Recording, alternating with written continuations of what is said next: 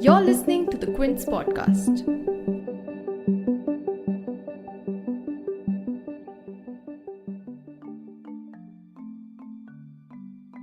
After playing supporting characters, Joe Biden is finally the protagonist as he officially secured the Democratic nomination as the 2020 presidential candidate on 18th August, tallying vote by party delegates from 50 states and 7 national territories in what was the first virtual national party roll call vote.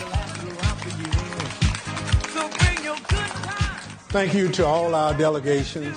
I'm pleased to announce that Vice President Joe Biden has officially been nominated by the Democratic Party as our candidate for President of the United States.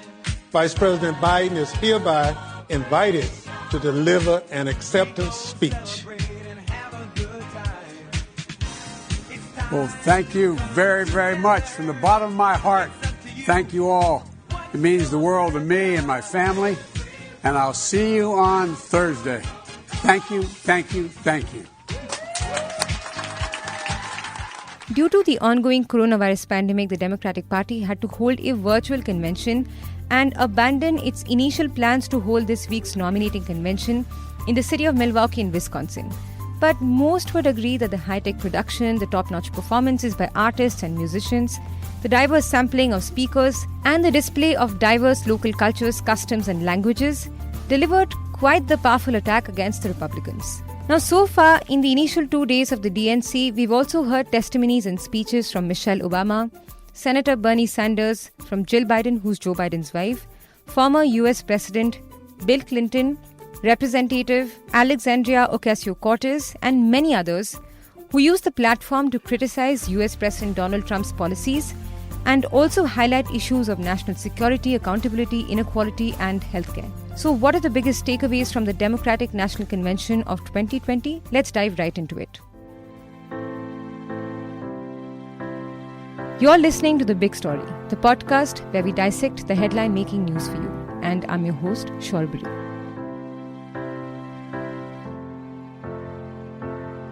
Joe Biden had launched his first presidential bid in 1987, but his hopes came crashing down as he had to drop out over a plagiarism scandal. When he didn't opt to run for presidency in 2016, most would have thought that his presidential dream had come to an end. But Biden's is a story of a candidate who stuck through a long interlude between holding his first office in 1973 and running for presidency 47 years later in 2020. And the stakes are as high as it can get as Biden and US President Donald Trump are headed for a face-off in the US presidential elections of 2020 that is set to take place in the middle of this pandemic on November 3rd as US battles one of the worst outbreaks of coronavirus in the world. Now, Trump and Biden have held starkly different views on most matters in their socio-economic policies. Trump, for instance, consistently has campaigned for tax reductions and regulatory cuts to boost the economy as he continues to be the conservative favorite. While the US faces the highest number of infections in the world and decades-low unemployment, Trump believes that to recover from this economic crisis, America has to open up fully. While Biden, a veteran politician, has often pitched his Oval Office experience from his vice presidential stint to prove that he can do the job, as he rallied for the need for sweeping federal action and federal spending to combat the pandemic in the country, to help businesses in the country to rebuild the economy along with fighting the systematic inequalities. And the Democratic National Convention focused on these core themes of the coronavirus crisis, the resulting economic downturn and racial inequality as Democrats kicked off the convention with a showcase of diversity and unity against Trump. While giving the platform to politicians and orators, the convention also shared the platform with a diverse voter base, like the families of George Floyd and Eric Garner, both of whom died due to police brutality. Their deaths rekindled a massive cultural movement in USA and also forced a global reckoning to fight against racial injustice, something that the Democrats also have been rallying for in this election. It's a fitting legacy for our brother, but George should be alive today. Breonna Taylor should be alive today. Ahmaud Arbery should be alive today. Eric Garner should be alive today. Stephon Clark, Tatiana Jefferson, Sandra Bland, they should all be alive today. So it's up to us to carry on the fight for justice. At a time when the convention was forced to take the digital route for the first time due to the pandemic that killed more than 168,000 Americans, the speakers also included a woman who lost a Trump-supporting father to COVID-19, a recent college graduate from Montana, a registered nurse from New York, and a fourth-generation farmer from Kansas. Former First Lady Michelle Obama, who was one of the speakers at the DNC, didn't hold back her criticism of Trump while talking about the lack of leadership in addressing the crisis of systematic racism, job losses, and the ongoing battle with coronavirus. Unlike her soft punches from 2016, this time she quite clearly said, and I'm quoting her, "Trump is the wrong president." Donald Trump is the wrong president for our country. If you think things cannot possibly get worse, trust me, they can and they will if we don't make a change in this election. If we have any hope of ending this chaos, we have got to vote for Joe Biden like our lives depend on it. More than 150,000 people have died, and our economy is in shambles because of a virus that this president downplayed for too long. It has left millions of people jobless. Too many have lost their health care. Too many are struggling to take care of basic necessities like food and rent. Too many communities have been left in the lurch to grapple with whether and how to open our schools safely. Internationally, we've turned our back not just on agreements forged by my husband, but on alliances championed by presidents like Reagan and Eisenhower. And here at home, as George Floyd, Breonna Taylor, and a never-ending list of innocent people of color continue to be murdered, stating the simple fact that a Black Life Matters is still met with derision from the nation's highest office. Folks who know they cannot win fair and square at the ballot box are doing everything they can to stop us from voting. They're closing down polling places in minority neighborhoods. They're purging voter rolls. They're sending people out to intimidate voters, and they're lying about the security of our ballots. These tactics are not new. But this is not the time to withhold our votes in protest or play games with candidates who have no chance of winning. We have got to vote like we did in 2008 and 2012. Former Second Lady Jill Biden, who used to teach English at a community college, delivered a convention speech from an empty classroom. As she came back to her former classroom, room number 232 in Brandywine High School in Wilmington, Delaware, she spoke of the loss that America has been facing in this pandemic and also said that if her husband is elected, then the empty classrooms will quote-unquote ring out with laughter and possibility. Former US President Bill Clinton also made a brief comeback in this convention as he laid out the two choices before voters. Either a quote-unquote go-to-work president or Trump, who he mockingly described to be a, quote, president who defines the job as spending hours a day watching TV and zapping people on social media, end quote. Clinton also stressed on accountability and pointed out Trump's constant denial of responsibility, saying that the buck never stops there. Good evening. A presidential election is the world's most important job interview. At the end, we hire a leader to help us solve problems, create opportunities, and give our kids better tomorrows. That's a tall order this year, with the COVID-19 outbreak on a path to killing 200,000 people and destroying millions of jobs and small businesses. How did Donald Trump respond? At first, he said the virus was under control and would soon disappear. When it didn't, he was on TV every day bragging on what a great job he was doing, while our scientists waited to give us vital information. When he didn't like the expert advice he was given, he ignored it. Only when COVID exploded in even more states did he encourage people to wear masks. By then, many more were dying. When asked about the surge in deaths, he shrugged and said, "It is what it is." But did it have to be this way? No. COVID hit us much harder than it had to. We have just 4% of the world's population, but 25% of the world's COVID cases. Our unemployment rate is more than twice as high as South Korea's, 2.5 times the United Kingdom's. more than 3 times Japan's. Donald Trump says we're leading the world. Well, we are the only major industrial economy to have its unemployment rate tripled.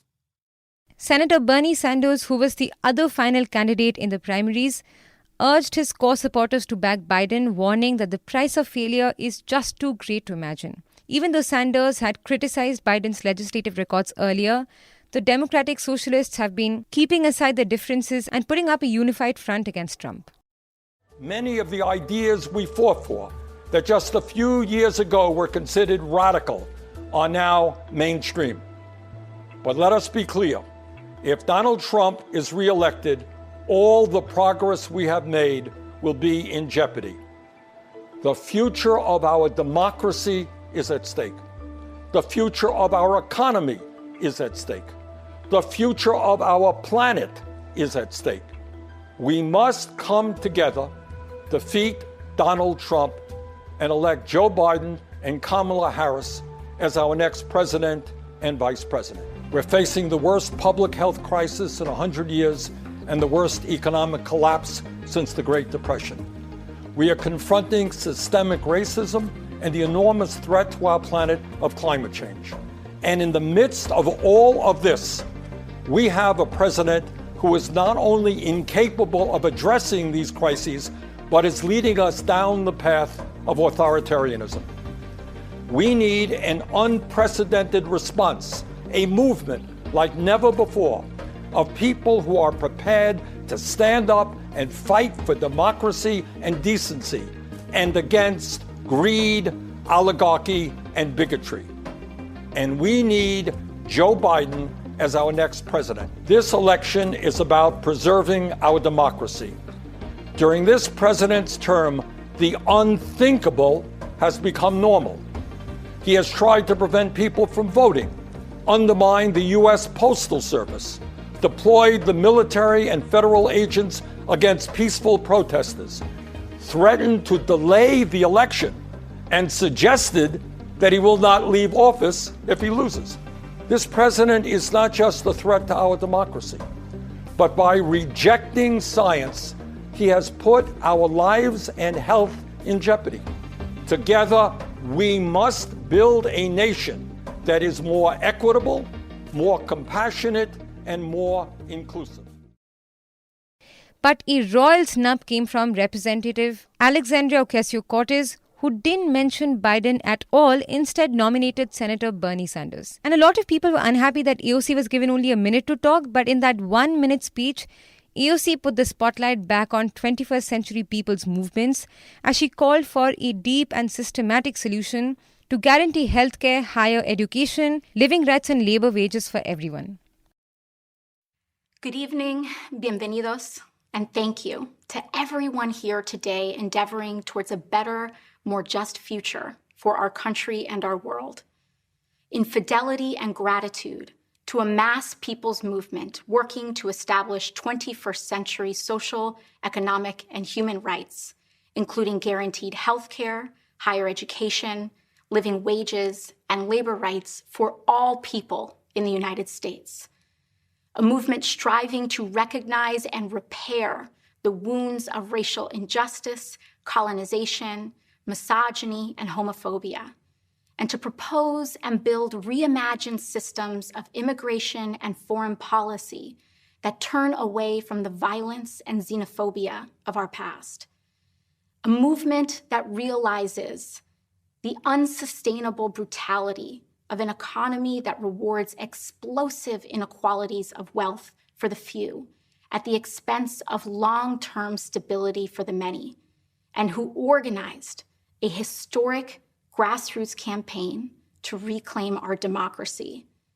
In a time when millions of people in the United States are looking for deep, systemic solutions to our crises of mass evictions, unemployment, and lack of health care, en el espíritu del pueblo and out of a love for all people, I hereby second the nomination of Senator Bernard Sanders of Vermont for President of the United States of America. What perhaps holds a lot of gravity for Biden is the support that he's getting from some of the Republicans. Cindy McCain, the widow of Senator John McCain, became the latest Republican to back Biden. She recounted the kind of friendship that Biden and McCain shared while praising the Democratic candidate. Another Republican, Colin Powell, the former Secretary of State in the George W. Bush administration, also delivered a message in support for Mr. Biden and said that Biden will, quote, trust our diplomats and our intelligence community, not the flattery of dictators and despots, end quote. In the run-up to November elections, this is just the beginning. As the Trump versus Biden race to the White House intensifies, we will bring you all the latest updates, so stay tuned to the Quint. If you like listening to this episode, please subscribe to the Big Story playlist for episodic updates. We're live on Apple, Google Podcast, Spotify, JioSaavn, and most of the other popular podcast streaming platforms. For other podcasts, please log on to the Quint website and check out the podcast section. For any feedback, shoot an email to podcasts@thequint.com.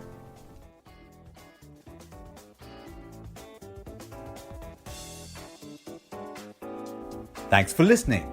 Log on to the Quint's website and check out our other podcasts.